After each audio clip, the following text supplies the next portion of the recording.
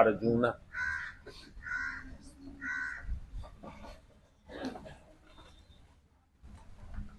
કોણ જાણી શકું કાળને રે, કાલ સવાર કેવી જાહે.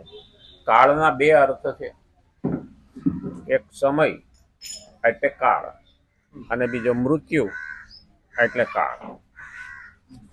ઘણા એવું કે ને તમને મૃત્યુનો ડર નથી લાગતો? પેલા યાદ રાખવાનું, જ્યારે આપણો જન્મ થાય ને ત્યારે મૃત્યુનો પણ જન્મ થાય. જન્મા પછી કોઈ વસ્તુ નક્કી હોય ને તો મૃત્યુ જ નક્કી છે, બાકી કોઈ વસ્તુ નક્કી નથી. હવે જે નક્કી છે એનાથી ડરવાનું કારણ શું છે? જે નક્કી જ છે કે મૃત્યુ તો આવવાનું જ છે, તો મૃત્યુથી ડરીને કોઈ ફાયદો નથી. મૃત્યુ અને જન્મની વચ્ચે જીવન છે. મૃત્યુ અને જીવનની વચ્ચે, મૃત્યુ અને જન્મની વચ્ચે જીવન છે ને જીવન પનપે. અને એ કેવી રીતે વિકાસ પામે જીવન?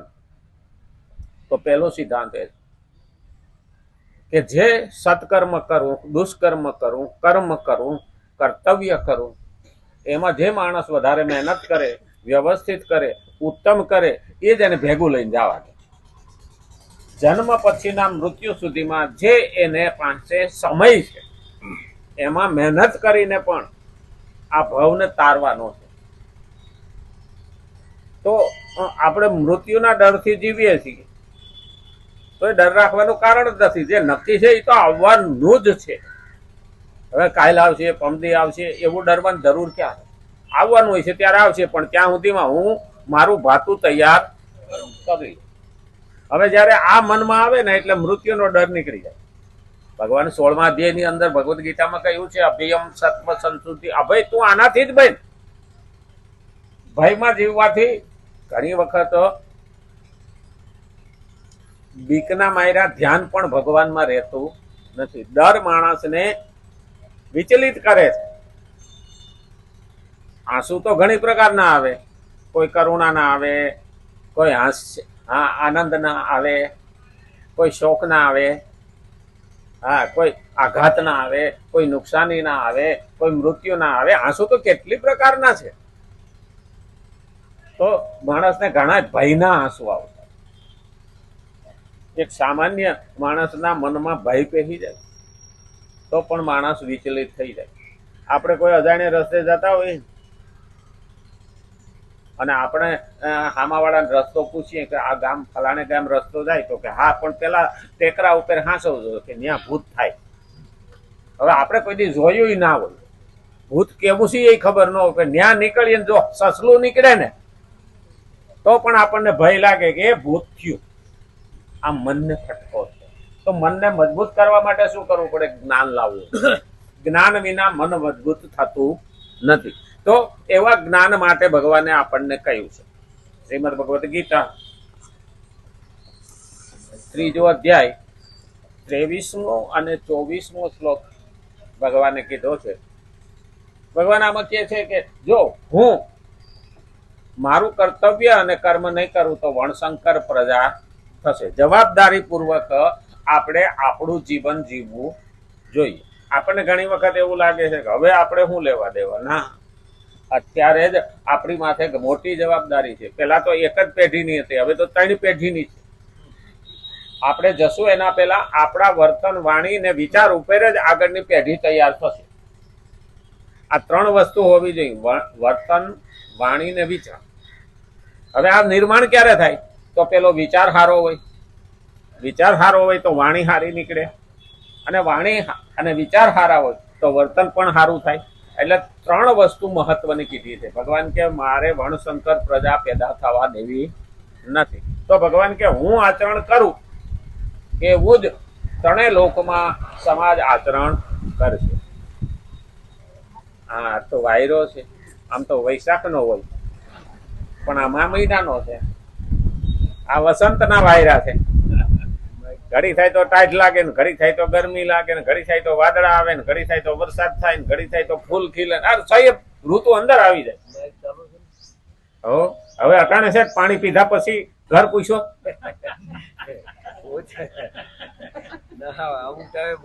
હવે પૂછ્યું કે માઇક ચાલુ છે ને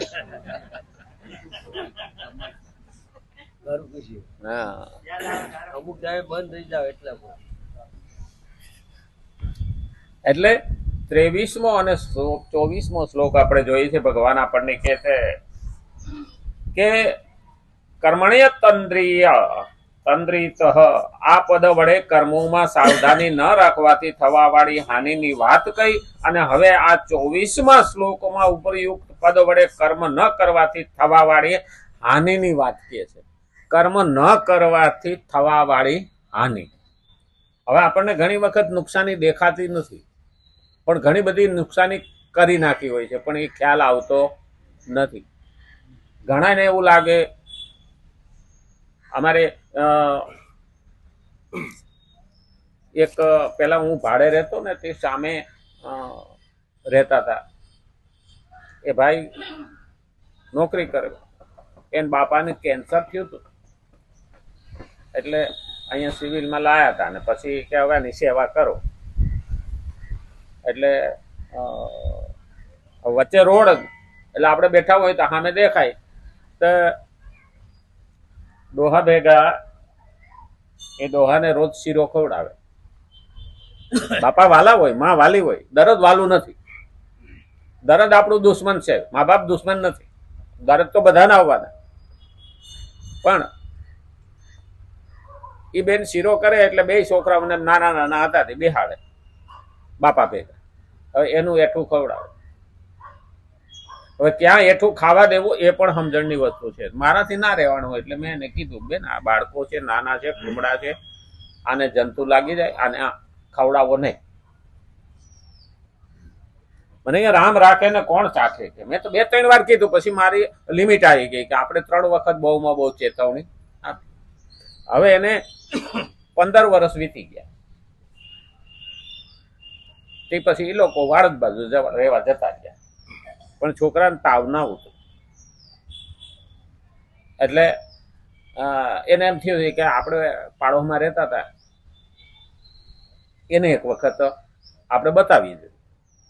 તે લઈને મારું ઘર ગોતતા ગોતતા આયા એટલે મને પેલું યાદ આવી ગયું, બધું જોયું આમ છે કે બહુ દવા કરી પણ કે તાવ ઉતરતો નથી. મેં કીધું એક વખત સિવિલમાં તપાસ કરાવી લો. સિવિલમાં ગયા એટલે બાયોપ્સીને બધું કર્યું તો એ 15 વર્ષના છોકરાને કેન્સર આવ્યું. પછી માથા પછાડે. મેં કીધું ત્યારે જે નુકસાની થઈ ગઈ હતી ને હવે અત્યારે દેખાય. ત્યારે જે નુકસાની થઈ ગઈ હતી તમને ચેતવણી આપી હતી, પણ હવે ગમે માથા પછાડો તો પણ એનો કોઈ અર્થ રહેતો નથી.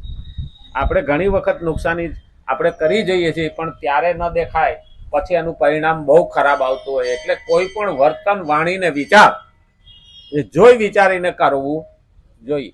આનો મતલબ શું છે? આપણે ઘણી વખત લાગણીમાં તણાઈ જઈએ, ઘણી વખત ભાવમાં તણાઈ જઈએ, ઘણી વખત અહંકારમાં તણાઈ જઈએ. આ કોરોના વખતે ઘણા અહંકારમાં તણાઈ ગયા. કોરોના તો વળી શું કરી લેવાનો છે કે ઘરમાંથી નીકળવાની ના પાડે છે, અને જયારે કોરોના વળગ્યા પછી ખબર પડી કે આ તો હારા ને ઠેકાણે પાડી દી. આ થોડુંક રેશની કાળમાં નામ નીકળી જાય. હા, આ ધ્યાન રાખવું જોઈએ કે આપણે કઈ નુકસાની કરીએ છીએ. ભગવાન અહીંયા કહે છે તારું વાણી, વર્તન, વિચાર, તારું આ જે કર્તવ્ય અને કર્મ છે એ પ્રમાણે જવાબદારી પૂર્વક કરે તો આવનારી પેઢી પણ ઉત્તમ બને. તો ભગવાન કે મારી જવાબદારી આ છે કે હું અરે કઈ નથી જોતું છતાં પણ હું જવાબદારી પૂર્વક વાણી, વર્તન, વિચાર. ભગવાન કહે છે હું મારું કર્તવ્ય અને કર્મ કરું છું. હવે ઘણી વખત આપણે